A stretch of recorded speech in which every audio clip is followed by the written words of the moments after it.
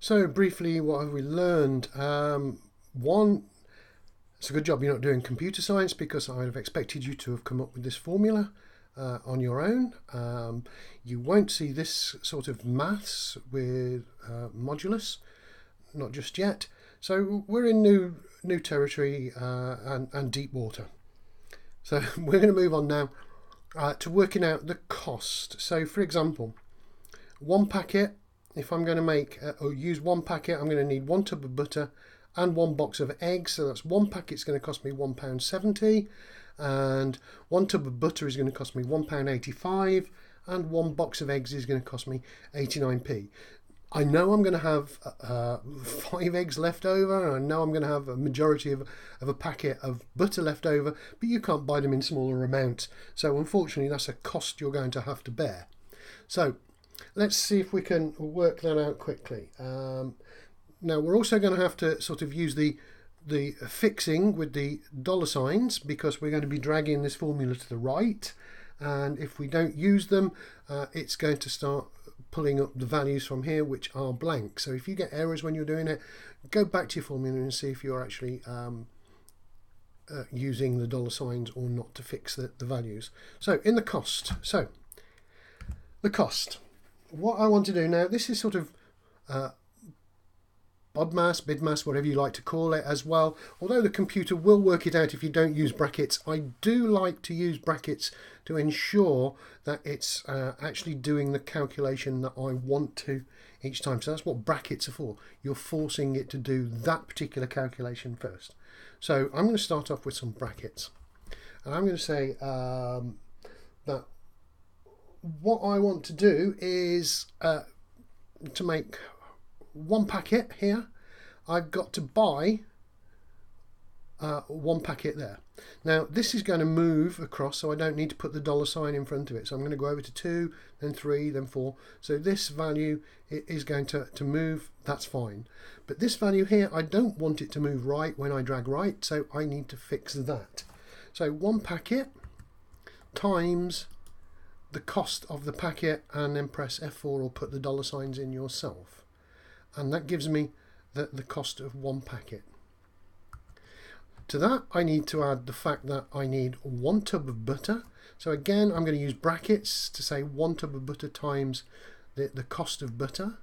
So if I click on that cell, and again, I don't want that, I do want that to change as I drag right, because I've got all my values here. So when it gets to here, I want it to pull up the value 2. When it gets to here, I want it to pull up the value 3. So I don't need to fix it. And that is going to multiply by the cost of the butter. Okay, and that I don't want to be moving right, so I need to fix it using the dollar signs. Press F4, close your brackets, and to that I need to add the number of boxes of eggs that I require. So open the brackets again. I want the number of boxes of eggs, which again, I'm not going to put a dollar sign in front because I want it to pick up these values here as I drag it right. But however, I do want to fix the cost of the eggs. So press F4 to get the dollar signs, or put them in yourself, and then close off. And that is our formula. So I've got how many packets of cake mix do I need, and multiply that by the cost of cake mix. How many boxes or tubs of butter do I need, and multiply that by the cost of butter. And how many boxes of eggs do I need, and multiply that by the cost of eggs. And when I press enter, that now gives me my value, 4.4.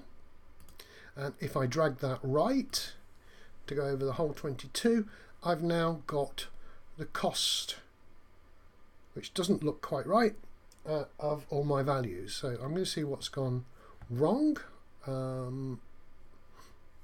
First of all, these little hash symbols are telling me that the actual cell is not wide enough to display the contents. So really I need to be going back to what I did earlier and double clicking between each cell. Don't need to drag that so wide, so that I can see the values. So I'm double clicking to see the values, the cost. Now it might pay you to use a calculator to check the results are correct. Well, you can do a quick mental calculation to help you with that. You don't need to do every single one to check it out. If the formula is wrong once, it's going to be wrong every time. And if the formula is correct, it's going to be correct every time. So notice also, as I'm dragging them out, they're changing from whole number values into decimal values, because we used currency, so it knows to give 2 decimal places at the end. There we go. So it's saying really, if I buy, let's take a look at the end value here. If I want 22 packets, I'm going to be paying, I'm going to be buying 22 lots of £1.70. Let's just round that up to £2. And so 22 times 2 is going to be £24. And then I'm going to need 4 tubs of butter. That's roughly £2.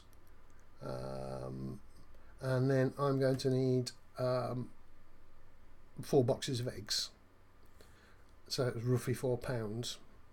So the values look correct. So the cost of buying things is correct. I'm a little bit disturbed by the fact that's still 4.4. So obviously that cell is not wide enough. There we go, £4.44. So again, just mentally checking. I buy 1 packet of cake mix at £1.70. What I need to do is add roughly £2 for my butter, so that's £3.70, another quid, about £4.70. So this looks right. So this is the cost of the packets and the tubs of butter and the boxes of eggs that you're going to need. As you can see, it's quite we're getting quite some large values in here, maybe a little bit surprising. What we can do, and I'm going to do it very, very quickly, it's just a visual inspection.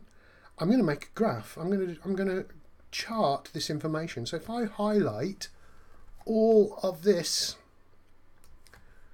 information here, and then if I go to insert, and a chart, let's choose a line graph, and just choose the first one that crops up.